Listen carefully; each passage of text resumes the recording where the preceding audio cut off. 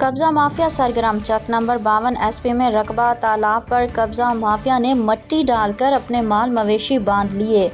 Joiya news plus registered کے قبولہ سے نمائندے مزمل جوئیہ کی رپورٹ کے مطابق نواحی چک 52 SP میں قبضہ مافیا نے گاؤں کے جوہڑ میں مٹی ڈال کر مویشی باندھ کر قابض ہونا شروع ہو گئے ہیں۔ سرکاری جوہڑ میں پورے گاؤں کے سیوریج کا پانی آتا ہے۔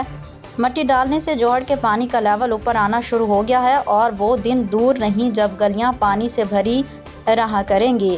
اگر اس کو بروقت خالی نہ کروایا گیا تو پورے گاؤں کو سیوریج کا مسئلہ درپیش ہوگا۔